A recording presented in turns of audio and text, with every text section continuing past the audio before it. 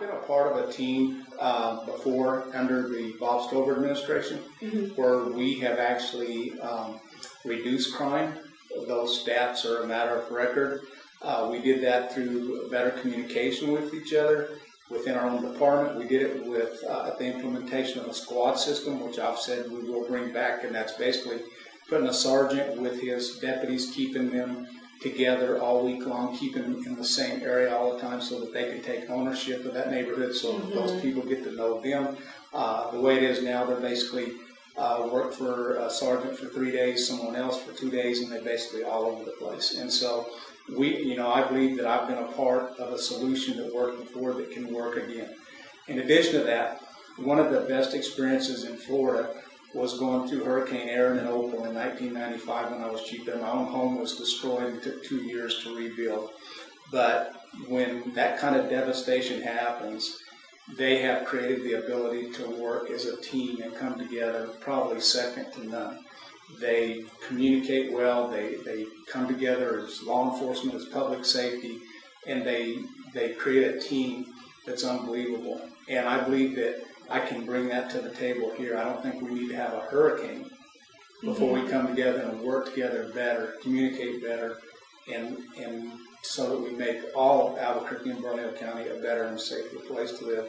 Not just the city and not just the county and not just Rio Rancho. I think we all need to work together. And I think I bring that to the table. Money, obviously. I think that even though we see a lot of boasting on the county's part, that they're not suffering the economic downfall that everybody else is. I think that's not probably going to stay true in the long run. I think they're going to experience the hardships just like everyone else. I think that the state money that we've gotten before for special programs and stuff is going to be leaner.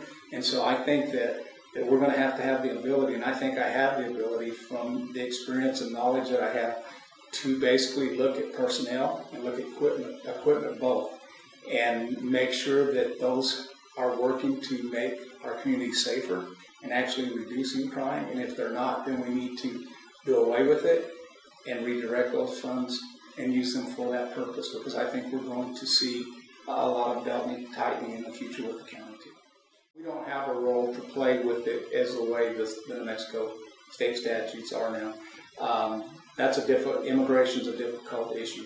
What I can tell you is that I do support the policy that's in place with the city now. I think it's a good policy. I think it's solid. I think if a person goes to jail and they're arrested and booked, that before they're released back out to our community, that we need to make sure they're here legally no matter where they're from. And if they're not, then we need to start the process so that they can go back to where they should be. I think that's a good policy.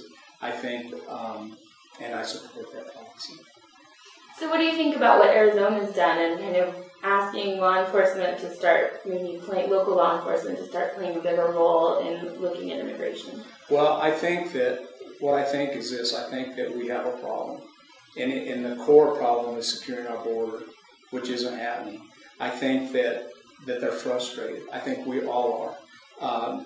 As a law enforcement officer, I'm sitting here hearing that we have the word legal and we have the word illegal. And yet somehow when it comes to immigration, it's something like we've created some kind of purgatory where there's a place in between.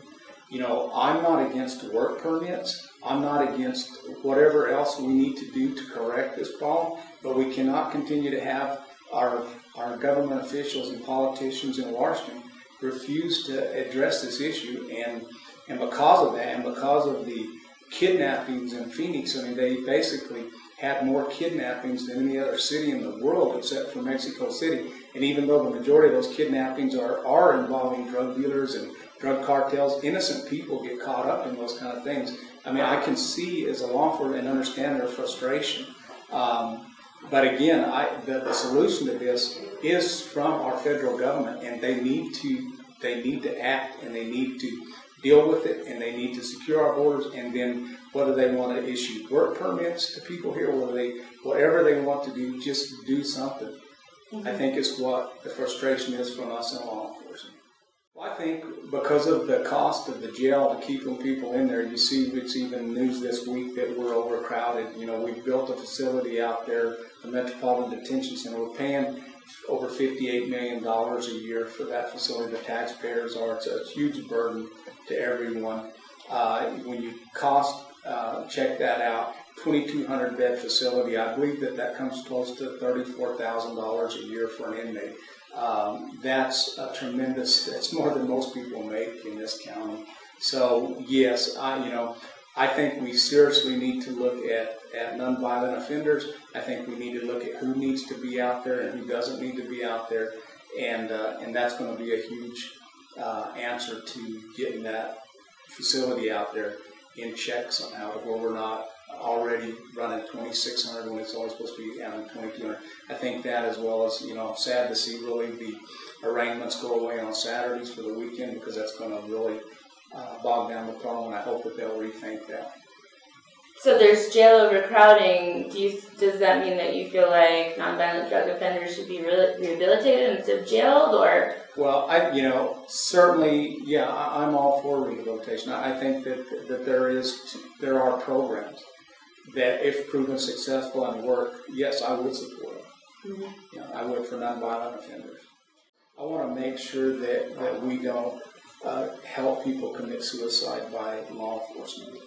And so it's, I don't want to judge cases that I have been involved with, but I do want to say this. I don't have any problem sending my message as the sheriff, because, things change when sheriffs change. And so I value life. I place a very high value on life, but on my deputies as well as the citizens.